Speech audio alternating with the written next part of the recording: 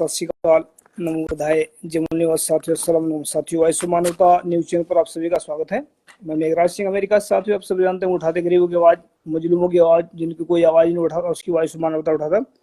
तो साथियों, आप सभी जानते हैं कि इसमें जो मणिपुर के अंदर जो हादसा हुआ है, जो दो लड़कियों को नंगा करके शैतानों द्वारा मतलब इस पे जो सड़क के ऊपर घुमाया गया है, तो वो ये बहुत दर्दनाक सीन है। और ये ऐसा सीन होना भारत की धरती के ऊपर ये कोई मतलब बड़ी पहली बात नहीं है, वैसा होता रहा पहले भी है। लेकिन ये जो सीन हुआ है, ऐसे जो हादसा हुआ है, ये हिंदुओं की सरकार में जो है, ऐसे हिंदुओं ने जो है, मैं टारगेट हिंदुओं को इस करके बोल रहा हूँ क्योंकि हिंदुओं की सरकार है भारत में, और हिंदुओं की सरकार में ये चल रहा है और ब्राह्मणों की सरकार में चल रहा है। ये पूरे देश के लिए, पूरे विश्व के लिए एक भारत कलंक का कलंक बन गया है। इनकी वजह से आज पूरे भारत को विश्व में बुरी नजर से देखा जा रहा है।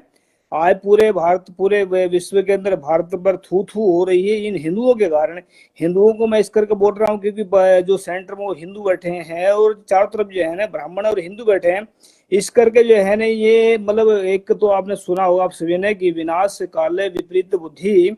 जब इंसान का विनाश होना होता है तो उसकी विपरीत दिशा में काम करती है बुद्धि। और ये विनाश जो है जब होना है, तो ये तो प्रकृति का भी कुछ है। जब होता है कि इन्होंने कई कई सालों से, मतलब 50-60 साल से जो हिंदू की सरकार चल रही भारत में, इन लोगों ने किसी को भी चैन की नींद नहीं सोने दिया। ना तो हिंदू, ना तो इन्होंने ST SC को भी सोने दिया, ना ही मुसलमानों को चैन की नींद सोने दिया, ना ही सिखों को। मतलब ये ब्राह्मण जो बैठे हैं ऊपर, जो सरकार में बैठे हैं, ये सारा काम गड़बड़ कर रहे हैं। तो इनकी वजह से ये जो है ना ST, जब ये इनको मतलब जब चारों तरफ से होता है कि मतलब मुसलमान भी ठीक परेशान कर दिए, सिख भी परेशान कर दिए, ईसाई भी परेशान करते, फिर ये दलितों को छेड़ते हैं, दलितों को परेशान करते हैं। तो कुल मिला बात यह है कि इनको जब तक ये किसी को छेड़ते नहीं है या परेशान नहीं करते, तब तक उनको चैन की नींद नहीं आती है सोने। मतलब इनको जो है, कहते हैं इनकी एक आदत बन गई है दूसरों को परेशान करके खुद की जिंदगी को जीने का। तो मणिपुर के अंदर जो हिंदुओं ने जो ये शैतानी जो घटना करी है भारत का, इसमें मतलब भारत को पूरे विश्व में आज जो है ना बदनाम करके रख दिया इन लोगों ने। तो मैंने इसके ऊपर एक कविता लिखी है, ये मणिपुर के जो लोगों के समर्पित है, ये मतलब इंसानियत को समर्पित है।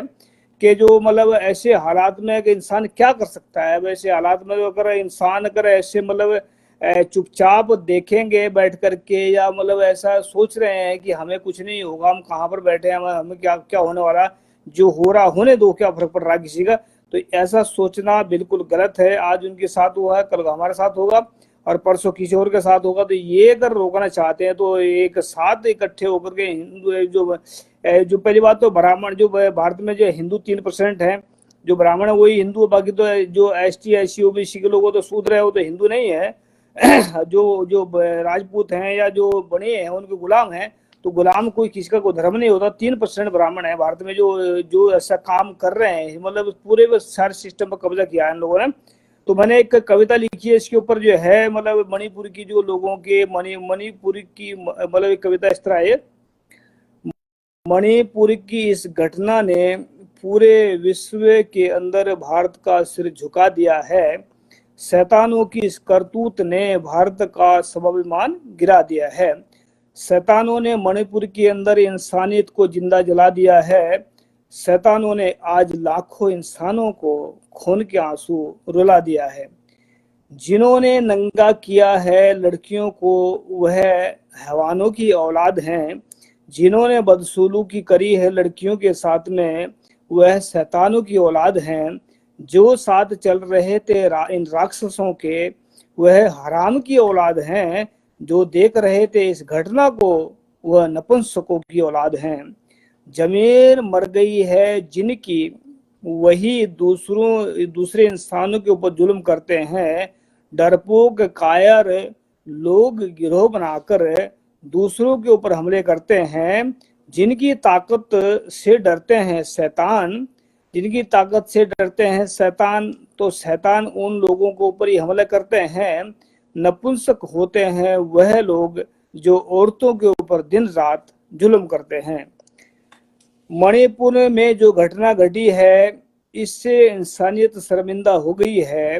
कमजोर लोग इस घटना के पीछे हैं, ये बात साबित हो गई है। यानी कि कमजोर लोग होते हैं, मतलब ये देखो, इसमें कमजोर लोग हम क्यों कह रहे हैं इनको, क्योंकि कमजोर लोग ही इसके पीछे थे। क्योंकि कमजोर लोग जो है ना, गिरोह बना करके दूसरे को पर हमले करते हैं। जो ताकतवर इंसान होता है कभी गिरोह में नहीं रहता, वो शेर होता है। जब शेर मतलब जो भेड़िए होते हैं या मतलब गिद्दड़ होते हैं, वो मतलब इसमें चलते हैं, एक साथ होकर चलते हैं। जो शेर होता है कभी मतलब गिरोह में नहीं चलता है, शेर अलग चलता है।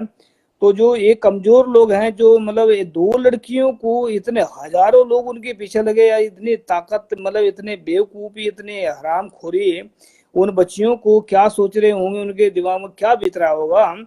तो कमजोर लोग हैं इस घटना के पीछे, ये साबित हो गई है। जो लोग इस घटना में शामिल हुए हैं उनकी इज्जत मिट्टी में मिल गई है। देखते देखने में तो वह जिंदे होंगे, पर उनकी जिंदगी शमशान बन गई है। जो इस घटना को देखकर भी चुप रहेंगे वह भविष्य में शैतानों की औलाद कहलाएंगे। जो इस घटना के विरोध में बोलेंगे वही भविष्य में इंसानों की औलाद कहलाएंगे। जो चुप करके बैठे रहेंगे अपने घरों में वह कुत्तों के जैसी जिंदगी जी पाएंगे। जो दहाड़ते रहेंगे जुल्म के खिलाफ वह शेरों के जैसी जिंदगी जी पाएंगे। लास्ट पैराग्राफ है। जो जुल्म के खिलाफ आवाज उठाते हैं यही विद्वान और इंसानों की पहचान है। जो जुल्म को खत्म करने के लिए कदम उठाते हैं यही ताकतवर इंसानों की पहचान है। जो पूरी दुनिया को सच्चाई का रास्ता दिखाते हैं यही धार्मिक इंसानों की पहचान है। मेघराज सिंह, जो पूरे विश्व के इंसानों को एक समान प्यार करें यही महान इंसानों की पहचान है। तो नोट में लिखा हमने, सच्चे और जिंदे इंसान कभी दूसरों के ऊपर या गरीबों के ऊपर या मजलूमों के ऊपर हमले नहीं करते। जिंदे इंसान और सच्चे इंसान कभी भी दूसरों के ऊपर हमले नहीं करते। जो हमले करते हैं वो इंसान कहलाने के लायक नहीं है, जो वह शैतान है। और शैतानों की दुनिया में अगर लेकर वो जो सजा है, कहते हैं कि विनाश काल विपरीत बुद्धि, कि जिसका विनाश होना होता है उसकी बुद्धि विपरीत दिशा में काम करती है। तो विपरीत दिशा का मतलब होता है कि जब इंसान झूठ बोलता है तो विपरीत दिशा में जा रहा है। जब इंसान बेवकूफ़ी करता है तो विपरीत दिशा में जा रहा है। जब इंसान दूसरों पर जुल्म कर रहा है तो उसकी बुद्धि विपरीत दिशा में काम कर रही है। जब इंसान भ्रष्टाचार कर रहा है तो विपरीत दिशा में काम कर रहा है। तो ये मणिपुर के जो अंदर जो कई महीने से जो लगातार हिंसा चल रही है, इसका जो रिजल्ट आएगा वो तो घर बाद में बताएंगे। जो रिजल्ट आएगा इतना बताता हूँ कि जैसा करेंगे ऐसा भरेंगे। ये संसार का नियम है, प्रकृति का नियम है। यहाँ कोई भी बख्शा नहीं जाएगा। जैसा कोई करेगा वैसा भरेगा। ये संसार का नियम भी है और ये कुदरत का खेल भी है। और कुदरत किसी को बख्शती नहीं है। अगर किसी ने कांटे के बीज बोए हैं तो उसको फल नहीं मिलेंगे, उसको कांटे ही मिलेंगे। अगर किसी ने फल के बीज बोए उसको फल मिलेंगे। तो जैसा ये कर रहे हैं इनको भुगतना पड़ेगा, क्योंकि एक दिन जागेंगे, सब लोग जुल्म के खिलाफ लड़ेंगे। पर इतना याद रखिए, जो जुल्म कर रहे हैं तो ये कहाँ जाएंगे।